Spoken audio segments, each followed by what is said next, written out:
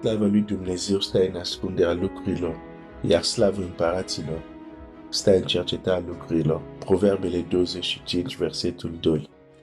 Am ajuns în Estera, capitolul 4, versetul 14. Voi citi, dar a doua parte a versetului.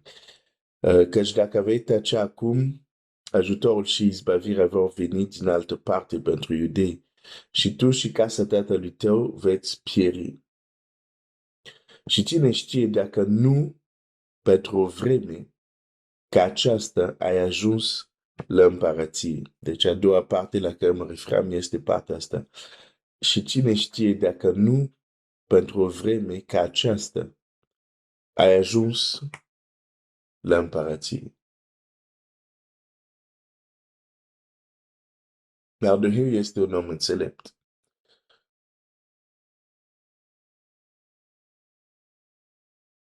Se uită la ce se întâmplă, se uită la ce s-a întâmplat în trecut și vine cu această întrebare.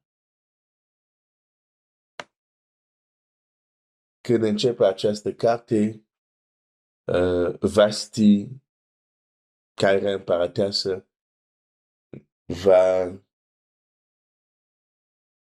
nu-l va cinsti, ca să zic așa, pe împărat. Înțelept va hotărâi că ea trebuie să fie dat la o parte și împăratul trebuie să caute, să găsească altă împărăteasă în locul ei. Se organizează acel concurs, dacă pot să-l numesc așa, unde participă mai multe fete, printre care și Esther. Unchiul ei spune să păstreze secret identitatea ei și trece prin acel proces și până la urmă ea câștigă, ca să zic așa, ajunge împărăteasă. Și Mardoheu spune, poate tot ce s-a întâmplat nu a fost o întâmplare. Poate tot ce s-a întâmplat a fost cu un scop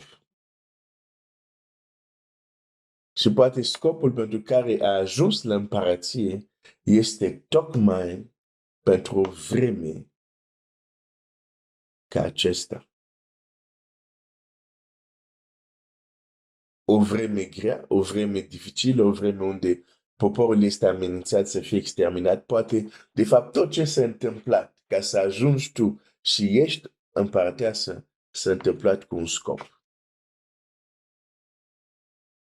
Și acel scop a venit. Acea vreme a venit. Motivul pentru care a ajuns acolo este acum și a venit. E interesant.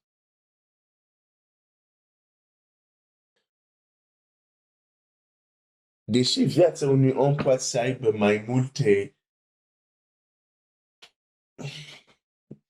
mai mulți ani,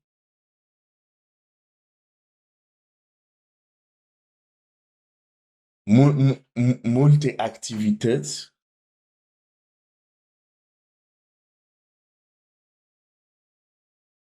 dar tind să cred că există în viața fiecărui om o vreme ca aceasta.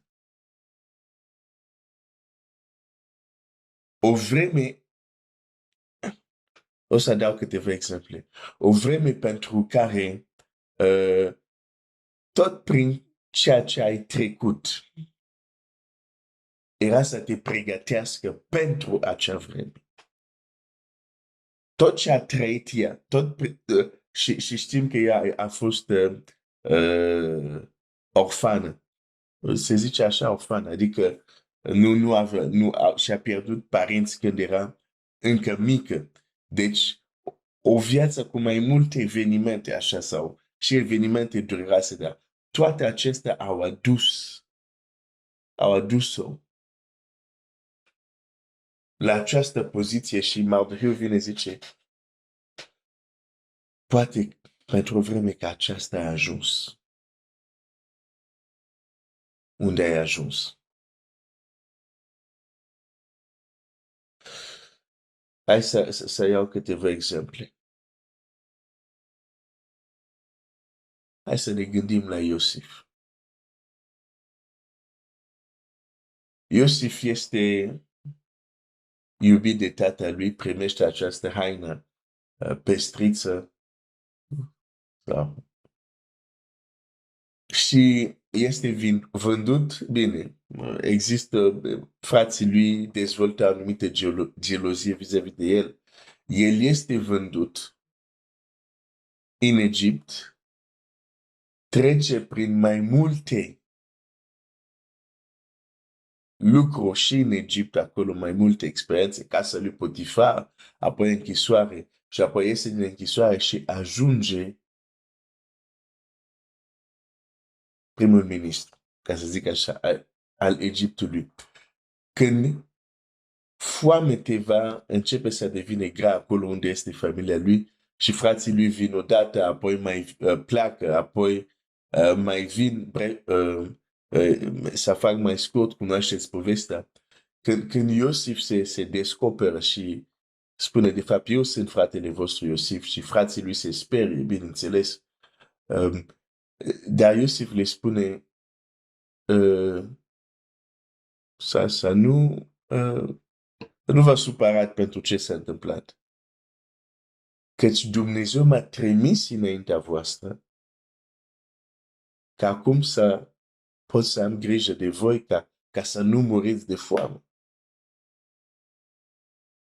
Cu alte cuvinte, pentru o vreme ca aceasta, am ajuns aici ca apoi să fie posibil că toată familia mea, aproape 70 de inși, să vină în Egipt în timp de foamete, când în Egipt este mâncare, și să li se dea cel mai frumos ținutul al țării. Deci Iosif a avut această maturitate și de asta nici n-a avut să se răzbune, pentru că a văzut că era de fapt plan lui Dumnezeu. Dar în viața lui Moise vedem că Dumnezeu, cum să zic, prevede înainte lucrurile și lucrează înainte să vină acea foamete. Dumnezeu a lucrat deja într-un mod ca Iosif să ajunge la locul unde va ajuta pe frații săi. Pentru o vreme ca aceasta. Dacă mă gândesc la Domnul Iisus,